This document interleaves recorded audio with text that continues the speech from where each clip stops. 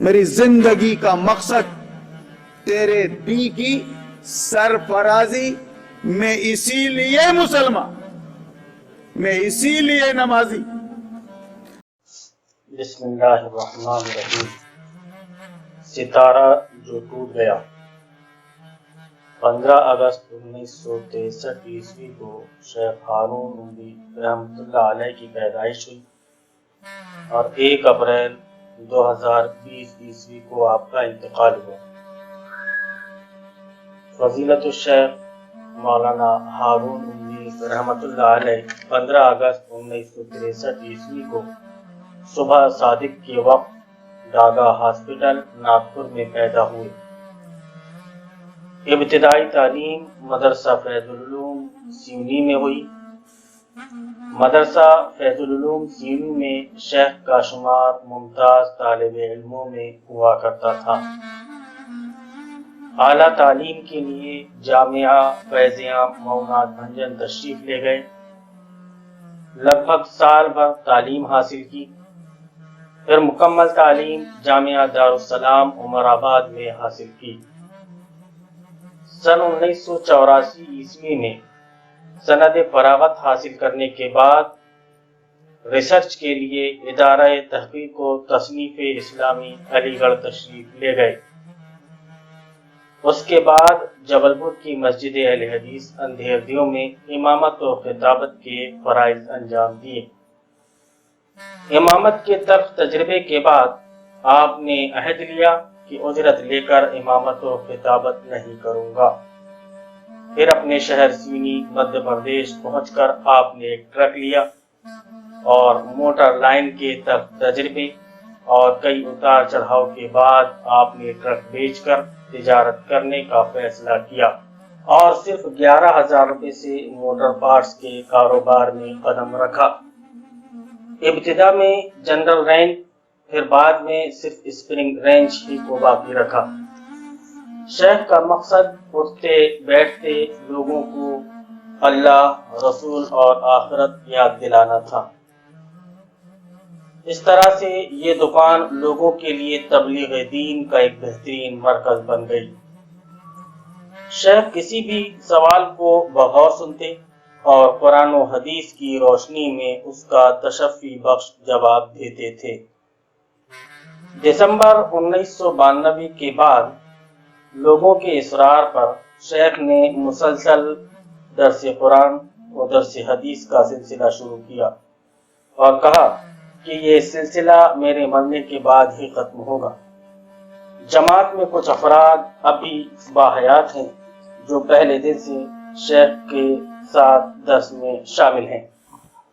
جب شیخ نے شہر میں اقامت دین اور حکومت الہیہ کے قیام کی بات کی اور لوگوں کو کتاب اللہ اور سنت رسول اللہ پر عمل کی دعوت دی، تب شیخ کے ساتھ صرف چند افراد جڑے تھے۔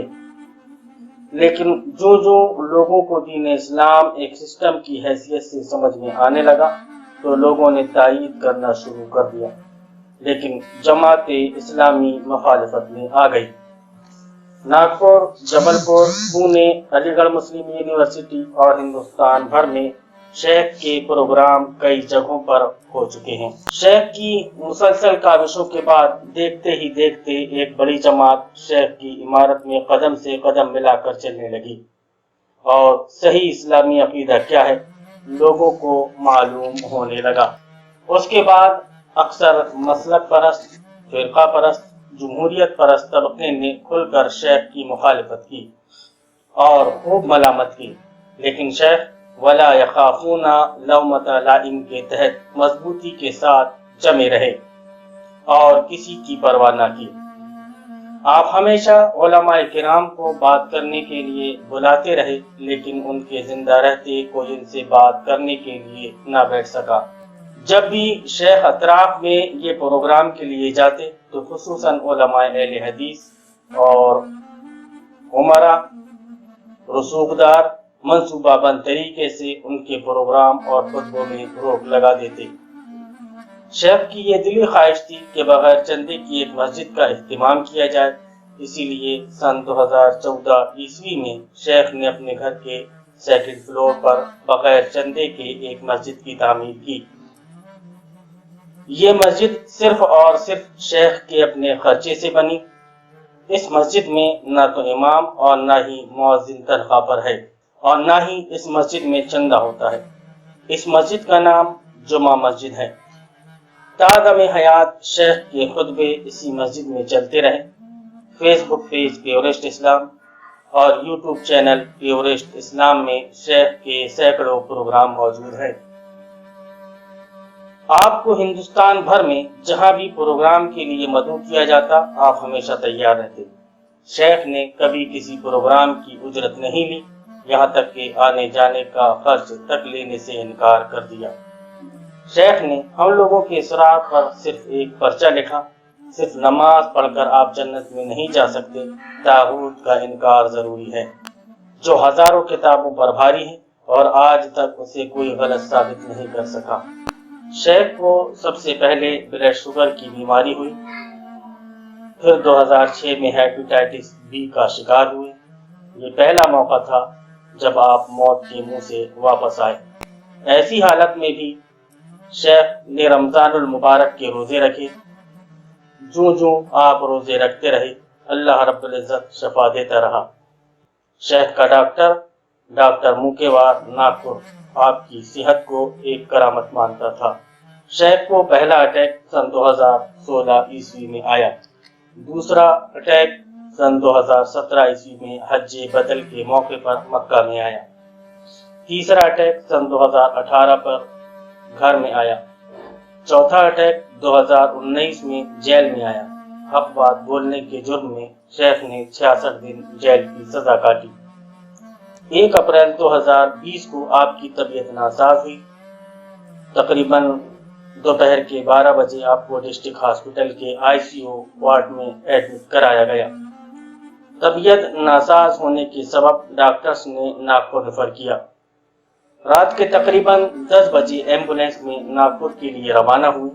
अभी शहर की बॉर्डर क्रॉस भी नहीं किए थे कि अचानक जिंदगी का आखिरी अटैक आया। आप फौरन उठ बैठे, दोनों हाथों को दुआ के लिए उठाया और चेहरे पर हाथ फेर कर लेट गए और अपने हकीकी से जा मिले। इन्ना लिल्लाहि व इन्ना इलैहि राजिऊन।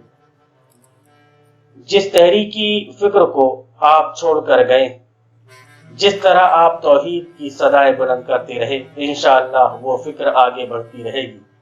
आप और हम लोगों को कमर पकड़ पकड़ कर जहन्नम के गड्ढे से बचाने की कोशिश करते रहेंगे इंशाअल्लाह। जुमा मस्जिद में खुतबे और सोशल मीडिया में प्रोग्राम लॉकडाउन खत्म होने के बाद जारी रखे जाएंगे।